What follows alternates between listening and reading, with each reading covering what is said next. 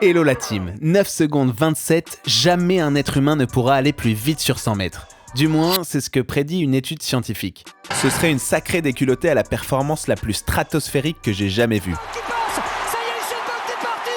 L'Express, le TGV est parti. Usain Bolt, 9,58, record du monde. 9 secondes 27, ça placerait un bonhomme à peu près ici. Bon, je reste vigilant sur ces études qui prédisent un chiffre ultra précis. Certaines ont eu la lucidité de prévoir la limite humaine autour de 9 secondes 70 avant que ce monsieur vienne gentiment leur remettre les idées en place. Oui, il paraît imbattable, mais c'est difficile de croire que dans 100 ans, 1000 ans ou 10 000 ans, jamais un être humain ne sera en mesure d'aller plus vite. On est tellement habitué à voir des records du monde, c'est dur d'imaginer qu'il arrive un moment où la barrière devient infranchissable.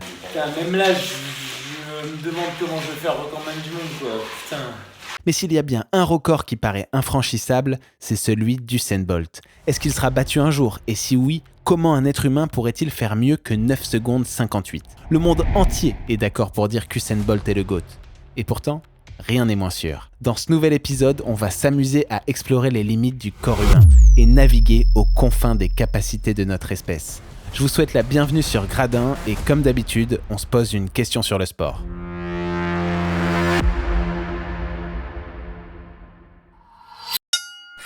1. Les conditions. Vous n'allez pas me croire, mais oui, un être humain a déjà parcouru un 100 mètres en moins de 9 secondes 58. La preuve.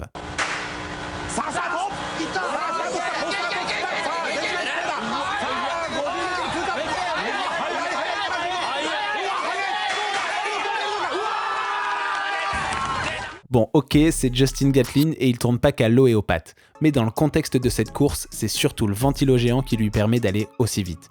En tout cas, ça montre bien que les conditions de course ont un impact majeur sur le chronomètre.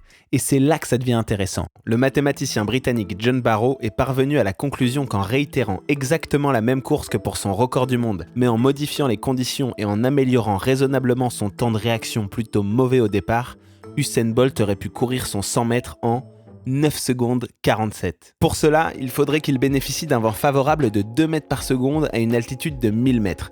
En effet, avec l'altitude, la densité de l'air diminue, ce qui réduit les frottements et facilite la prise de vitesse. 2 mètres par seconde et une altitude de 1000 mètres, ce sont les limites à ne pas dépasser pour que le chrono soit homologué. Dans de meilleures conditions, Bolt aurait donc pu faire 11 centièmes de mieux. Autant dire une éternité à l'échelle du sprint. On peut donc déjà repousser les limites du corps humain sur 100 mètres sous les 9 secondes 5. Et 9 secondes 5, c'est même pas le temps qu'il te faut pour t'abonner et poser un petit like. Ça fait super plaisir et ça m'aide à propager cette vidéo à un max de fans de sport. Et puis j'étais obligé de vous dire un gros merci. Vous avez été nombreux à regarder le 2e épisode. Merci à vous tous de faire vibrer les gradins comme ça. Ça me réchauffe le cœur autant qu'une roulette de zizou ou un hippon bien vénère de Riner.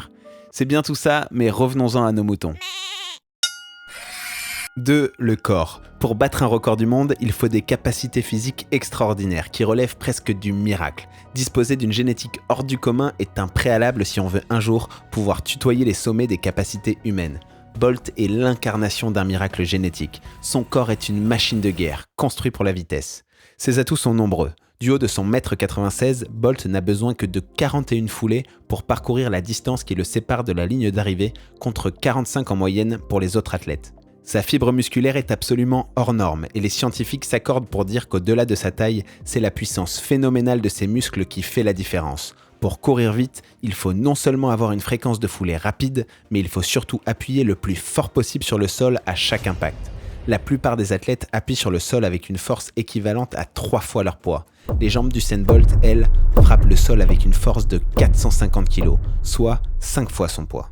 Alors, est-ce que ça voudrait dire que ça y est, l'être humain ultime est déjà né et que jamais personne ne pourra le surpasser ?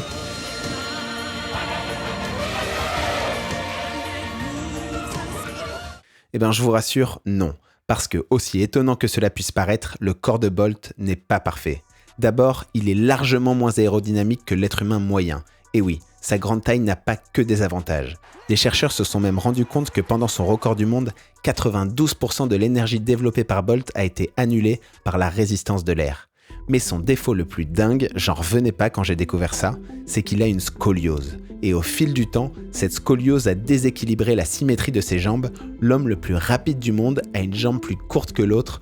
Sa jambe droite est plus courte d'environ 1,2 cm que la gauche. Il n'est donc pas trop risqué de penser qu'au cours des siècles à venir, la génétique nous offrira au moins un autre miracle en mesure de combler les infimes défauts de Bolt. Par contre, il vaudrait mieux que le miracle arrive dans pas trop longtemps quand même, parce que le temps et l'évolution physique de notre espèce jouent en notre défaveur. Je m'explique. Aussi extraordinaire que cela puisse paraître, Bolt aurait fait pâle figure face à nos ancêtres préhistoriques. Des chercheurs ont analysé des traces de pas d'un Homo sapiens courant en Australie il y a 20 000 ans, et ils sont arrivés à la conclusion que cet individu préhistorique, mais bien de la même espèce que nous, aurait pu atteindre sur une piste d'athlétisme avec le matériel actuel une vitesse vertigineuse de 48 km/h, soit 3,28 km/h de plus que la vitesse d'Usain Bolt lors de son record du monde. En reportant cette amélioration d'environ 7,3% de la vitesse de pointe au chronomètre final, on obtient un temps de, tenez-vous bien, 8 secondes et 88 centièmes. C'est juste insensé. La méthode de calcul est un peu simpliste. Rien ne dit par exemple que l'amélioration de notre ancêtre sur la phase d'accélération serait de 7,3%, mais ça donne un ordre de grandeur. Je sais pas vous, mais moi ça me paraît dingue. Par contre, ça ne milite pas pour une évolution de la génétique en faveur d'une augmentation de la vitesse. Visiblement, notre corps s'est progressivement ralenti au fil des siècles. On dirait que Darwin ne s'est pas trompé. Nos modes de vie sédentaires ne semblent pas favoriser une sélection génétique propice au développement de nos qualités de sprinter. Croisons donc les doigts pour que le prochain miracle génétique arrive dans pas trop longtemps. 3. Le matériel. Dans toutes les disciplines, l'évolution des records du monde est largement corrélée à l'évolution du matériel. Le 100 mètres ne fait pas exception. Depuis la fin du 19e siècle, il a connu 2 bouleversements majeurs. L'introduction officielle des starting blocks en 1948 et le changement de revêtement de la piste à la fin des années 50. On est progressivement passé du sable à des revêtements synthétiques antidérapants. Ces évolutions permettent à l'américain Jim Hines de franchir pour la première fois la barrière mythique des 10 secondes en 1968. Mais alors, quelle optimisation technologique pourrait-on encore faire dans la course au centième ? Certains spécialistes sont persuadés que Bolt n'était pas très doué dans ses choix vestimentaires. Et je parle pas ici d'un problème de style, là-dessus rien à redire. Non, je parle d'un problème d'aérodynamique.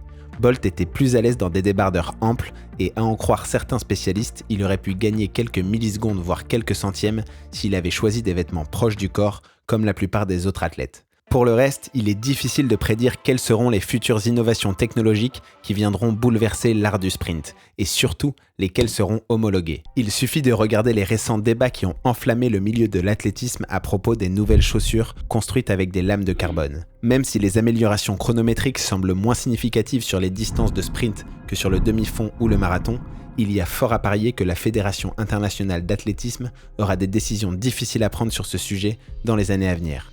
Plus globalement, le sujet du matériel est extrêmement complexe. Il implique de se confronter aux limites de la technologie et non de l'être humain. C'est une question d'éthique du sport qui n'a rien à voir avec le corps et la biologie.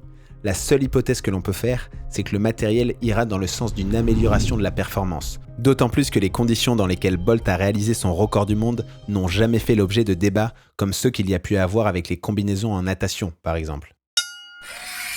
4. L'entraînement. S'il y a bien un domaine qui ne cesse d'évoluer depuis que le concept de sport existe, c'est bien l'entraînement. La musculation, la santé, la diététique, la préparation mentale, la technique, autant de domaines en mutation permanente qui devraient permettre de continuer à grappiller des centièmes. L'incarnation actuelle des méthodes innovantes d'entraînement, c'est Marcel Jacobs, le champion olympique en titre. C'est parti. Avec Jacobs, c'est pas mal. Jacobs, c'est pas mal au couloir numéro 3. Jacobs, c'est bien avec le retour de Fred Curley. Jacobs, ce sera Jacobs. Jacobs, champion olympique. 9,79 record d'Europe. Au-delà de s'entourer de spécialistes dans chaque domaine, il a par exemple une coach mentale et un nutritionniste, il a développé avec son équipe en Italie un programme d'entraînement à la pointe de la technologie. Il s'appuie sur des outils ultra innovants bourrés de technologies comme l'OptoJump. Ce sont des rails bardés de capteurs entre lesquels il court, permettant ainsi de modéliser avec précision sa course et fournissant tous les paramètres associés, comme la taille de sa foulée ou le temps de contact entre ses pieds et la piste. Ensuite, son équipe s'appuie sur ces données pour optimiser sa foulée en fonction de sa morphologie et identifier les leviers d'amélioration. Il utilise également un autre outil assez original, une cabine tractée par une voiture pour le protéger du vent. Ça lui permet d'exprimer sa course dans des conditions optimales, sans résistance de l'air. Il habitue ainsi son corps à aller à des vitesses plus élevées. Et ses équipes y ont intégré les capteurs de l'OptoJump pour analyser sa course dans ces conditions parfaites. Il est difficile de mesurer avec précision l'impact de ce programme d'entraînement sur sa performance, mais les résultats parlent pour eux-mêmes. D'un autre côté, Usain Bolt, qui a fait 9 secondes 58, est plus réputé pour sa passion des nuggets au poulet que pour son assiduité au travail ou l'originalité de ses méthodes d'entraînement. Il a d'ailleurs confessé lui-même dans son autobiographie avoir mangé plus de 1000 nuggets au poulet pendant les JO de Pékin en 2008. Je reconnais que c'est un peu caricatural, on ne fait pas 9 secondes 58 sans être un bourreau de travail et en respectant une hygiène de vie correcte. Mais c'est clairement pas l'entraînement qui a permis à Bolt de faire la différence face au gratin du sprint mondial. En tout cas, j'ose même pas imaginer ce qu'aurait produit le corps de Bolt avec les méthodes d'entraînement de Marcel Jacobs. Bon, si je résume, premièrement, Bolt aurait pu améliorer son record du monde de 11 centièmes en changeant simplement les conditions de la course. 2. Bolt est un miracle génétique, mais qui comporte tout de même certains défauts. 3. Le matériel est en perpétuelle évolution et ne pourra que s'améliorer au fil du temps. 4. Si Bolt avait suivi les méthodes d'entraînement de Marcel Jacobs, il aurait probablement été encore plus fort. Donc non, Bolt n'est sans doute pas le GOAT, ou plutôt disons qu'il est le GOAT, jusqu'au prochain. Et il y a fort à parier que son record ne résistera pas à l'épreuve du temps.